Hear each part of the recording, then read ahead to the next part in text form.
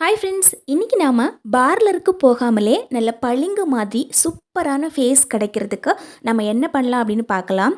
அது மட்டும் இல்லாமல் நம்ம பார்லருக்கு போனோம் அப்படின்னா ப்ளீச்சிங், ஃபேஷியல் இப்படி நிறைய பண்ணுவாங்க. இதுக்காக நிறைய காசு செலவாகும். சில பேருக்கு அந்த ஸ்கின் ஒத்துக்காமல் முகப்பெருக்கள் வரதுக்கு நிறையவே வாய்ப்பு இருக்குது. இதனால் இன்னும் கொஞ்சம் அசிங்கமாக தான் போகும். ஆனால் இந்த மெத்தடை நம்ம பண்ணும்போது ரொம்ப சூப்பரான ஒரு ரிசல்ட் கிடைக்கும். நம்ம ஸ்கின் க்ளோ ஆகிறதுக்கு தேவையான பீட்டா கரோட்டின், விட்டமின் சி எல்லாமே இதில் இருக்குது.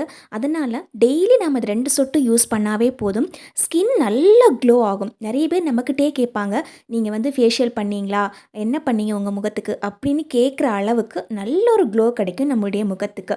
வாங்க இது எப்படி பண்ணுறது அப்படின்னு பார்க்கலாம். இதுக்காக நான் இன்றைக்கி ஒரே ஒரு கேரட் எடுத்துருக்கிறேன். இந்த கேரட்டை இந்த மாதிரி 2ஆக கட் பண்ணி வச்சுருக்கிறேன். கேரட் யூஸ் பண்ணுறதுக்கு முன்னாடி நல்லா கழுவிட்டு மேலே ஒரு தடவை நல்லா சீவிட்டு அதுக்கப்புறமா யூஸ் பண்ண ஆரம்பிக்கணும். காய் சீவறதுக்காக யூஸ் பண்ணுற இந்த பொருள் இருந்தது அப்படின்னா நல்லா இந்த மாதிரி சீவி எடுத்துக்கலாம். அல்லது நீங்கள் மிக்ஸி ஜார் கூட யூஸ் பண்ணிக்கலாம். நல்லா சின்ன சின்னதாக கட் பண்ணி பல்ஸில் போட்டு அடிச்சு எடுக்கும்போது குட்டி குட்டியாக கிடைக்கும் நமக்கு. ஸோ இந்த மாதிரி சீவி எடுக்கும்போது இன்னும் நல்லாயிருக்கும். நம்ம ஸ்கின் க்ளோ ஆகிறதுக்கு முக்கியமான பொருள் vitamin C and beta carotene. இது ரெண்டுமே இந்த கேரட்டில் இருக்குது. இதை நாம் இயற்கையான செய்முறையில் செஞ்சு நம்ம வீட்லேயே சூப்பரான ஒரு சீரம் ரெடி பண்ணிக்கலாம். நம்ம கடையில் போய் சீரம் வாங்கணும் அப்படின்னா கூட நிறைய காசு கொடுத்து தான் வாங்கணும். நிறைய பேருக்கு ஒத்துக்காமல் இன்னும் அதிகமாக ஃபேஸ் டேமேஜ் ஆகிறதுக்கு நிறையவே வாய்ப்பு இருக்குது. இதை நான் நல்லா சீவிட்டு வெயிலில் காய வச்சுருந்தேன். இப்படி ஒரே நாள் வெயிலில் காய வச்சாவே போதும், நல்லா காஞ்சு கிடச்சிடும் நமக்கு. இதுக்கப்புறமா நாம் இந்த மாதிரி ஒரு டம்ளரில் எடுத்து போட்டுக்கலாங்க. ஒரு நாள் வெயிலில் காய வச்சாவே போதுங்க. இப்போ நல்ல வெயில் காலமாக இருக்கிறதால நம்ம ஒரு நாள் காய வச்சாவே நமக்கு நல்லா காஞ்சு கிடச்சிடும். இப்போ இந்த டம்ளரில் எடுத்து போட்டாச்சு. இப்போ நம்ம கூட சேர்க்க வேண்டிய பொருள் ஆலிவ் ஆயில் சேர்க்கலாம், அல்லது சுத்தமான தேங்காய் எண்ணெய் சேர்க்கலாம். தேங்காய் எண்ணெய், மரச்செக்கு எண்ணெய் கேட்டு வாங்கி அந்த எண்ணெய் தான் நம்ம யூஸ் பண்ணணும். இப்போது நம்ம போட்டிருக்கிற இந்த கேரட் மூழ்கிற அளவுக்கு நான் எண்ணெய் ஊற்றி வச்சுருக்கிறேன். நான் வந்து செக்கெண்ணெய், தேங்காய் எண்ணெய் தான் யூஸ் பண்ணியிருக்கிறேன். இப்போ நாம் இதை 2 நாள் அப்படியே வச்சுருக்கலாம். இதை 2 நாள் நல்லா ஊறுற அளவுக்கு அப்படியே வச்சுட்டு நம்ம மறுநாள் எடுத்து பார்க்கும்போது நல்ல கலர் சேஞ்ச் ஆகிருக்கும் பாருங்கள். நம்ம முதல்ல வந்து பார்க்கும்போது நல்ல வெள்ளையாக இருந்தது. இப்போ நம்ம பார்க்கும்போது நல்ல டார்க் ப்ரௌன் கலரில் நல்லா சேஞ்ச் ஆகிருக்குது. அதே மாதிரி நம்ம உள்ளே போட்டிருக்கிற அந்த கேரட்டோட கலரும் நல்லா சேஞ்ச் ஆகி நல்ல டார்க் கலரில் இருக்கும். இப்போ நான் ஒரு பாட்டில் எடுத்து வச்சுருக்கிறேன். கண்ணாடியால் செஞ்ச பாட்டில் யூஸ் பண்ணுறது ரொம்பவே நல்லதுங்க. நம்ம அதிக நாள் வச்சு யூஸ் பண்ணுறதால கண்ணாடியால் செஞ்ச பாட்டில் யூஸ் பண்ணுறது ரொம்பவே நல்லது. இதில் நாம் இதை வடிகட்டி எடுத்துக்கலாங்க.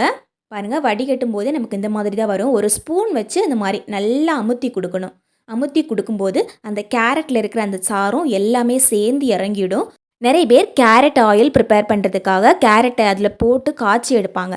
அந்த மாதிரி நம்ம காய்ச்சாமல் இந்த கேரட் நல்லா சீவிட்டு வெயிலில் காய வச்சுட்டு கேரட் ஆயில் செய்யும்போது நல்ல ஒரு எஃபெக்ட் கிடைக்கும் நமக்கு. அதாவது டைரெக்டாகவே நமக்கு அந்த vitamin C, beta carotene, phenolic acid எல்லாமே இதில் இருக்கிறதால ஸ்கின் க்ளோ ஆகிறதுக்கு சூப்பராக ஒர்க் அவுட் ஆகும். இப்போ பாருங்கள், நமக்கு கோல்டன் ஆயில் மாதிரியே இருக்கும். கையில் பார்க்குறதுக்கு அப்படியே பளிங்கு மாதிரி இருக்குது பாருங்கள்.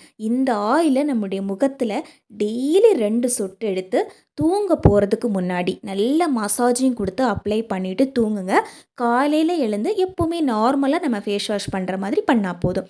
நைட்டு தூங்கும்போது நல்லா மசாஜிங் கொடுத்து அப்ளை பண்ணிவிட்டு அதுக்கப்புறமா நம்ம சோப்பு போட்டெல்லாம் கழுவக்கூடாதுங்க. அப்படியே தான் தூங்கணும். இப்போ நான் ஒரு பவுலில் கொஞ்சமாக இந்த எண்ணெய் எடுத்து வச்சுருக்கிறேன். ஒரு அரை டீஸ்பூனுக்கு எடுத்தால் போதும். இப்போது கொஞ்சமாக காஃபி பவுடர் போட்டிருக்கிறேன். எந்த காஃபி பவுடர் வேணாலும் யூஸ் பண்ணிக்கலாம். ப்ரூ காஃபி பவுடர் கூட யூஸ் பண்ணிக்கலாம். இந்த மாதிரி கெட்டியான காஃபி பவுடர் போட்டோம் அப்படின்னா கரையிறதுக்கு கொஞ்சம் டைம் எடுத்துக்கும். கடையில் போய் ஃபேஷியல் பண்ணுறதுக்கு இதை கண்டிப்பாக ட்ரை பண்ணி பாருங்கள். சூப்பரான ஒரு ரிசல்ட் கிடைக்கும். அதுவும் ஒரே மாதத்தில் முகம் பளிச்சுன்னு ஆகி எல்லாருமே உங்ககிட்டே கேட்பாங்க, நீங்கள் என்ன போட்டிங்க என்ன போட்டிங்கன்னு. அந்த அளவுக்கு ஒரு நல்ல ரிசல்ட் கிடைக்கும். இப்போ காஃபி பவுடர் போட்டு நல்லா கரைஞ்சதுக்கு அப்புறமா இப்போ நம்ம சேர்த்துக்க வேண்டியது எலுமிச்சை. இந்த எலுமிச்சை ஜூஸில் கொஞ்சமாக தான் சேர்த்துக்கணும். எலுமிச்சை ஜூஸ் பிடிக்கல அப்படின்னா இதுக்கு பதிலாக ரோஸ் வாட்டர் கூட சேர்த்துக்கலாம். ஆனால் எலுமிச்சை ஜூஸ் விடுறது இன்னும் நல்ல ரிசல்ட் கிடைக்கும் நமக்கு. இந்த மாதிரி கொஞ்சமாக ஒரு 1/4 டீஸ்பூன் அளவுக்கு தான் சேர்த்துக்கணும், அதிகமாக சேர்த்துக்க கூடாதுங்க. இப்போ எல்லாத்தையும் நல்லா மிக்ஸ் பண்ணி வச்சுக்கலாம். கல்யாணத்துக்கு முன்னாடி நம்ம வந்து முகத்த நல்லா பொத்தி பொத்தி பாதுகாத்து வச்சுட்டே இருப்போம். ஆனா ஆஃப்டர் மேரேஜ் குழந்தைங்க, குடும்பம் எல்லாம் வந்ததுக்கப்புறமா நம்ம வந்து முகத்த கண்டுக்காம அப்படியே விடுவோம். இதனால நம்முடைய முகம் பார்த்திங்கன்னா, அங்கங்க கருமை நிறத்தில ஆகி முகத்தோட கலர் ஃபுல்லா சேஞ்ச் ஆகும். இதனால சின்ன சின்ன குட்டி குட்டி பருக்கள் மாதிரியெல்லாம் வரும். முகமே ரொம்ப அசிங்கமாயிடும். நம்ம வீட்ல இருக்கும்போதே இத செஞ்சு வச்சுக்கிட்டோம் அப்படின்னா, நாமளே நம்முடைய முகத்த சூப்பரா பாதுகாத்து வைக்கலாம். இதுக்காக நம்ம நெறைய செலவு பண்ணி பார்லருக்கு போணும் அப்படிங்கிற அவசியமும் கிடையாது. நம்ம தூங்க போறதுக்கு முன்னாடி இந்த வெறும் ஆயில எடுத்து இந்த மாரி லைட்டா மசாஜிங் பண்ணி குடுக்கலாம். அல்லது வாரத்தில 2 நாள் இந்த மாதிரி காஃபி பவுடர் சேர்த்து இந்த மாரி ஃபேஸ் பேக் மாதிரி போட்டு எடுக்கலாம். ஃபேஸ் பேக் போட்டுட்டு கடைசியான ஒரு 5 நிமிஷத்துல இந்த மாரி ஃபேஸ் நல்லா ஸ்க்ரப் பண்ணி குடுக்கணும். இந்த மாரி நல்லா ஸ்க்ரப் பண்ணி குடுக்கும்போது, முகத்தில இருக்கிற அந்த இறந்த செல்கள் எல்லாமே போயிட்டு, முகம் நல்லா பளிச்சிடும் நமக்கு.